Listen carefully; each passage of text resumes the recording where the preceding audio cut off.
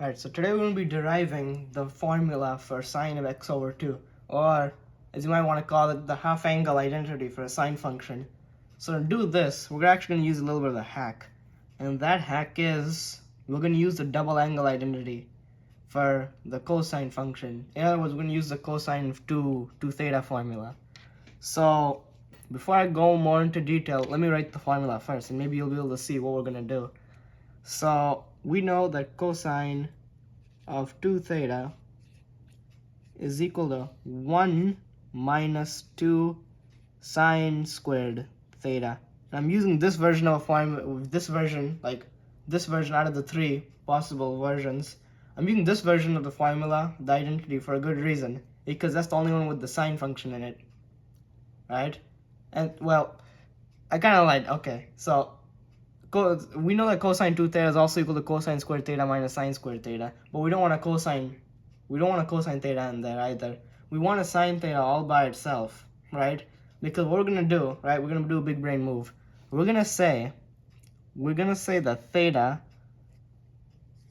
is equal to x over 2, right? So knowing that theta is equal to x over 2, we're gonna plug in theta. Right, we're gonna plug in x over 2, basically, right? X over 2 into the actual formula. So we're gonna get cosine of 2 times x over 2 is equal to 1 minus 2 sine squared, and then theta is x over 2, so x over 2, right?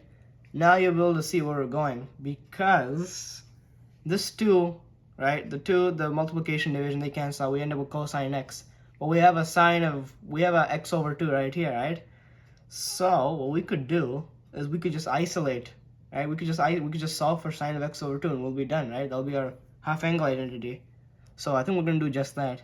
So I'll simplify this side. We have cosine x. Cosine x is equal to 1 minus 2 sine squared x over 2.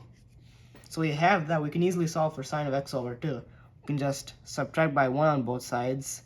So get cosine x minus 1 is equal to negative 2 sine squared x over 2. Then divide by negative 2 on both sides, right?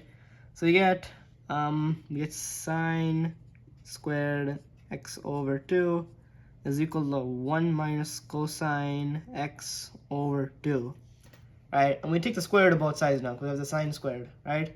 So we end up with our final formula that sine x over 2 is equal to plus or minus, because we're taking the square root, right, of both sides. So plus or minus 1 minus cosine x over 2. So that's our double angle, not a double angle, that's our half angle identity for a sine function. We basically just derived it using the double angle identity for a cosine function. So looking at this derivation, now what I want you to do, right, is I want to see if you can come up with the half angle identity for a cosine function. So try that, and I'll make another video on deriving the half angle identity for the cosine function. So stay tuned for that.